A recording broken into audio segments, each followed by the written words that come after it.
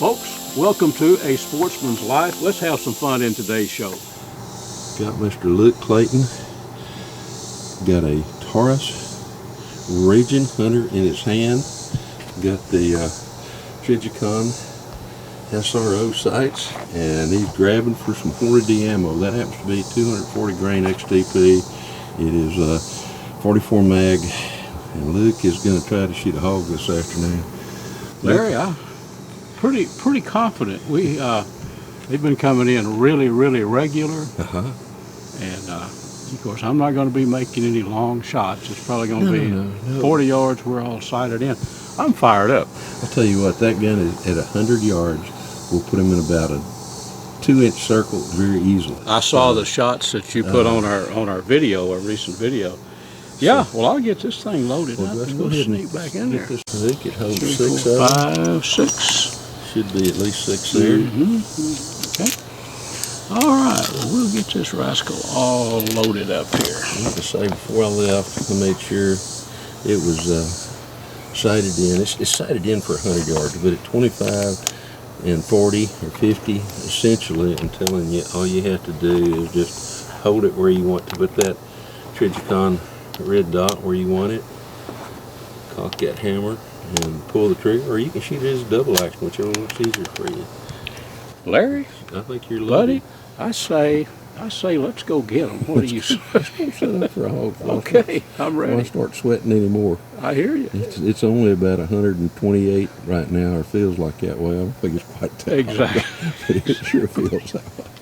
Okay. Sounds good. Yeah. Anything else you got to grab? Let's grab it. And We'll head I'll grab out. a little chair here. These I don't think back. we'll need more than 6. I don't think you're going to need more than 1, to be honest I with don't you. think we're going to get more than one. Well, we might be surprised. Okay, all right. Well, I'm ready to do it. If you grab your stuff, I'll grab the rest of mine, and I'll follow you there. Okay.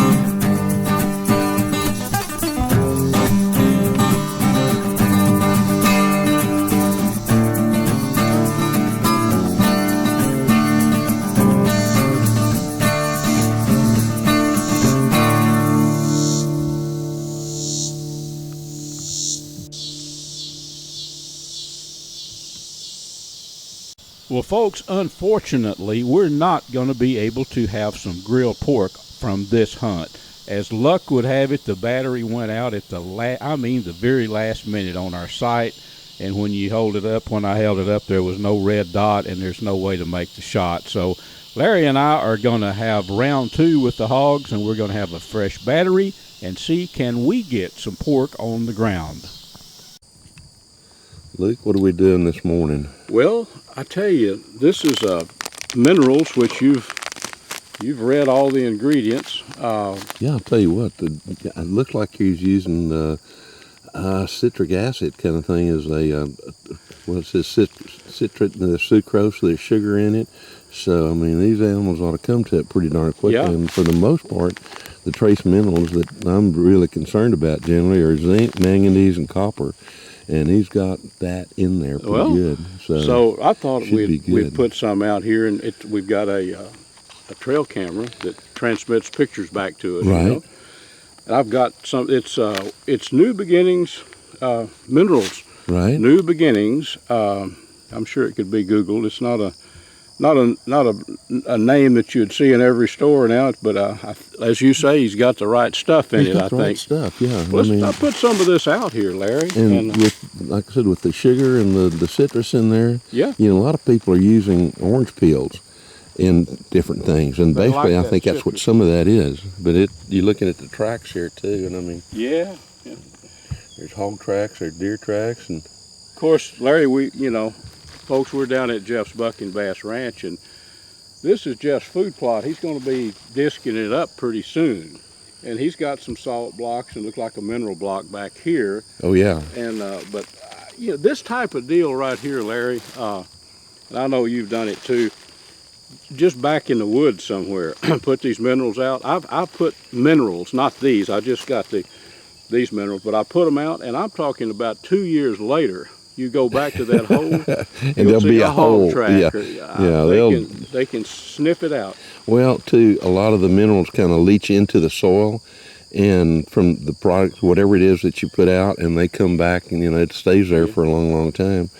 This area, I noticed there's salt in there. In this area here, there's not a whole lot of natural salts right here. So the salt itself will act as an attractant. Oh, yeah. If we were down in South Texas where there was a lot of salt, you want to back off on the salt that you put out, because there it's not an attractant. They get so much natural salt, but here it's a totally different deal. Yeah, you find a salt lick, and of course I grew up in this country, and it's not impossible to find salt licks. I remember where I was raised, there was salt. Oh, yeah. Well, Larry, I'm telling you, of course, there's all kind of minerals right here. I tell you what, I think I'd like to just start a new spot right here so we can kind of differentiate. Well, we got the camera right there, set up right here, and I suspect that just in the ground here. Absolutely. Let's do that. Of course, they will stir it up. I just want it that way we can monitor this one spot, Well, we'll be able to get trail camera pictures. Yeah, like Jeff's at home probably on his computer doing some work watching us right now. Hey, Jeff. The camera's right over there, folks. Yeah, it is. We're only about 10 or 12 steps away from the camera right here. And so, as you mentioned, Jeff's probably at home going, I know where they are. That's a brand new camera. Demi, Jeff's wife, got it for him for his birthday. So cool. It's only been up a week. Well, okay, so we'll just start watching this spot right here. And I fully expect there to be a little hole here the next time I got a feeling you're right. It may happen before the day's over with, Exactly. Well, let's see what else we can go find while we're here on Jeff's place. Well, we're holding, show this right here. Let's look. This was an island, and it was thick. I helped Jeff a little bit a week ago, and then he come back and did all the lion's share of the work, but now you can actually see all the way across. Yeah. See game that you normally wouldn't, that you might not see. It was real thick. He told me he was going to clear it out, and by golly, he cleared it out. Yes, he did. Good. It does look good. That time of year when you really start doing some scouting, these old bucks may not all be in hard antler yet, but they're pretty close. In this part of Texas, usually about the first week of September, the velvet starts coming off, and we're right on that edge. And so, to me, it's time to start scouting. And what we're done is, this is the Texas Raised Hunting Project's the TRHP Outdoors Curiosity, and it is a combination of both male and female body parts, if you will, kind of thing. And there's a wick in here, and basically it comes in a can such as this, and all you got to do is just grab that, take that top off, and of course I pulled this off right here just earlier. Pull that top off, and got a very distinctive odor. Wish you could smell it. I can sniff it out right here. I know you can. Yeah. And yeah, and then you got that. So then you actually have that thing. yeah, so here we've got a little lid that fits back on top of it. Now, and then you can open it to, there's a little tab right about there, so you can open it. And they came up with this cool little hanger situation right here that works really well. You can't hardly see it. It looks like, when you put it out, it looks like the can is actually floating. Now, the beauty of this is an oil-based type of scent, so you can put it out, and even if it rains, you're not gonna lose it. Then you can come back in later on. About once a week or so, what I generally do is, once I put these out, and I'll change over to what's going on a little bit later with the dominant buck and doe and estrus and all those others as well. But starting out with the Curiosity, but you can buy the little scent dispensers, little spray bottles. Just pop the top off, spray some refresh stuff. it. Just keep it refreshed. Yeah. So we're gonna we got a camera set up right over here, but we're just gonna try to see if I can figure out a way to get this on this limb right Maybe break them.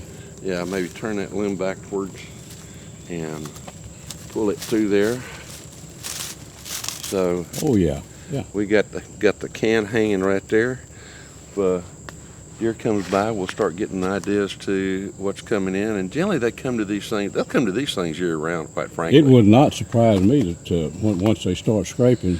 Well, that's an overhanging bush. Yeah, well, this is just about right for exactly. scraping. Of course, we're in the woods here where there's a lot of scrape opportunities. So, I'll tell you what, there's been lots of good deer come through here. Yeah, of course, we're on Jeff's buck and bass place, and Jeff has got cameras, and you do too, set up all over this place. So we'll get a really good idea as to that old tree stand right there. Good.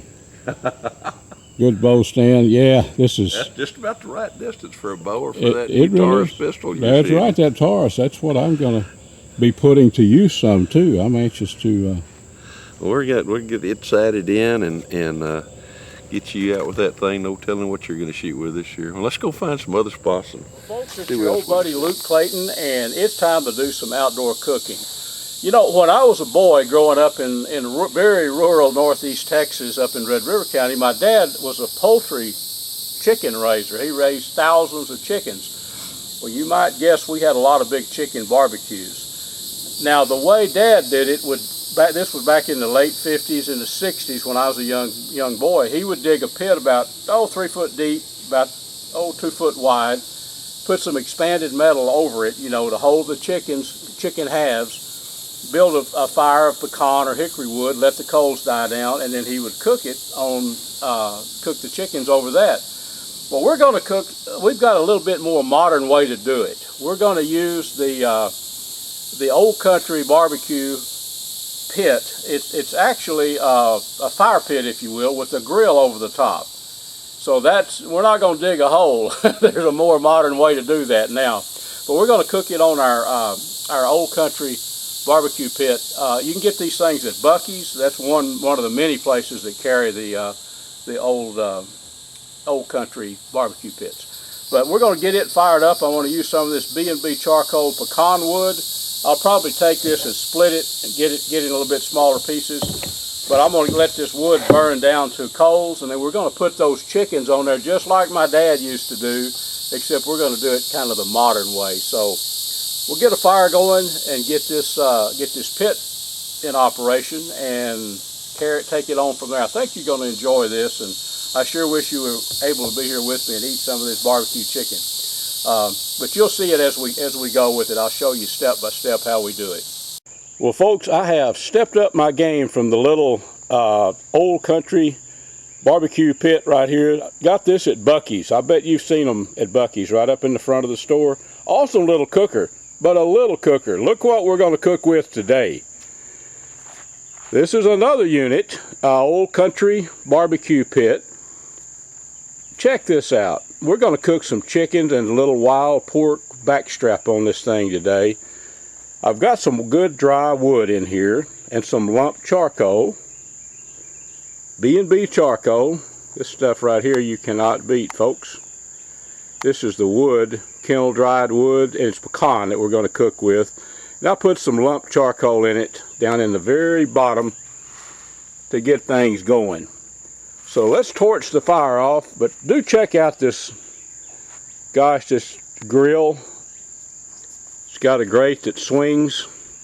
You'll see it in action in just a little bit here. This grate swings right over. We'll get our coals going good and cook us some barbecue chicken. I wish my dad was around these days to see this. It's way stepped up the pace from the old pit in the ground that he used to cook the chickens on. We'll get it going. Cook us some good chicken. What do you say? Well, folks, we will let our fire burn down. Get these chunks of very dry, kettle dried actually, pecan wood. Let them get down to burning really good, and then we will put some chicken and some wild pork on this old country barbecue pit, and I only wish you were here to help me eat this. It's going to be good eating. Well, my friends, it is on. We have it going. Now here's our Best of Texas barbecue sauce right here on a cool spot, just so it'll stay warm. Couple of chickens, one chicken, two chicken halves, piece of good pork loin over there. You can see our coals are just right. Now, we're going to go old school on you. My dad used a deal called a swab stick. Here is a swab stick. He used a green hickory limb and some clean cloth on there. And what he would do, dabble that in the barbecue sauce. And that's what we're doing. Saturate that. Slap that on the chicken.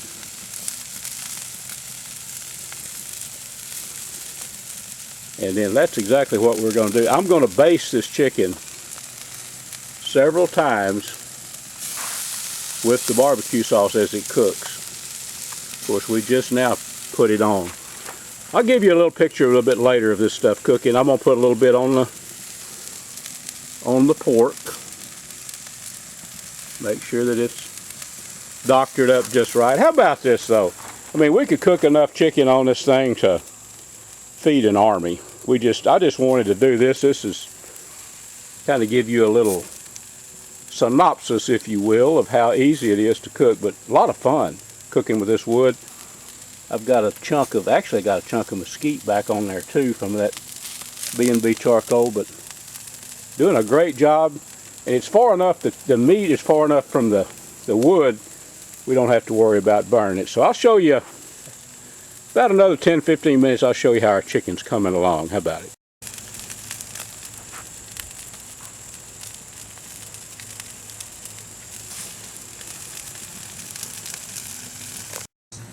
Well, friends, here is some old school barbecue chicken. I put the internal thermometer on them, and they're 165, 168. Piece of pork is right there about the same temp. Tell you what we'll do. We'll slice into a little bit of this. I know my dad's probably looking down and saying, "What has the boy done? He's cooking on some kind of a, what did this thing do? Who invented this?" Way better than the old pit in the ground, Dad, I'll tell you. Let's cut into this and take a look. What do you say? Well, folks, let's check this pork out first. Let's cut into this and see what you might think. Oh yeah, that's about 170 degrees. That is going to be so good. Put some of our barbecue sauce on that. That's going to make a meal. We'll take a look at our chicken now. Let's check into this chicken breast right here. Take a cut. Oh yeah, look how tender. That's about 165, 168 degrees right there. I say we put this on a plate, and I wish I could somehow transpose you from where you are to this great barbecue, but I can't do it, so I guess I'm going to have to eat it all by myself. Hope you enjoyed our little cooking segment today, folks, as much as I enjoyed bringing it to you.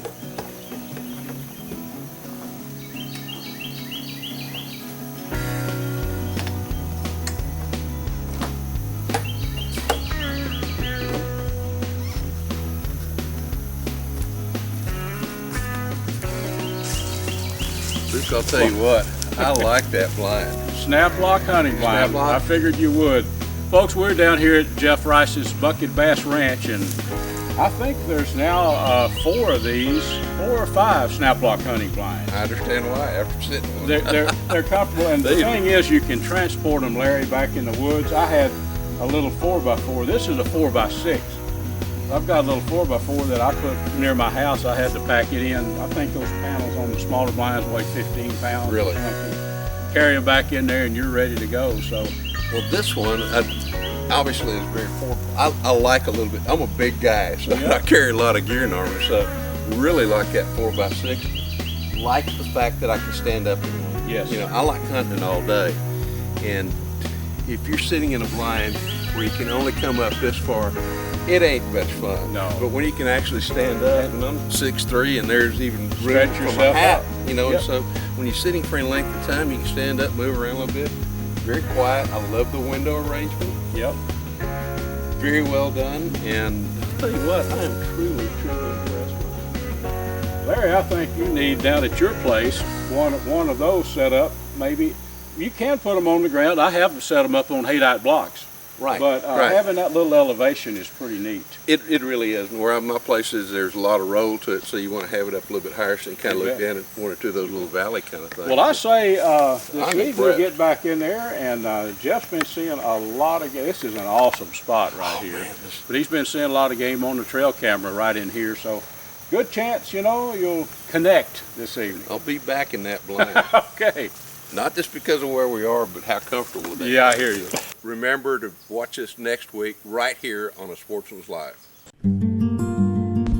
And a special thanks to these fine sponsors: Air Force Air Guns, B&B Charcoal, Dallas Safari Club, Hornaday, Pyramid Air, Taurus Firearms, Sightmark, Smokin' Tex, Snap Lock Hunting Blinds, TRHP Outdoors, and Striper Express.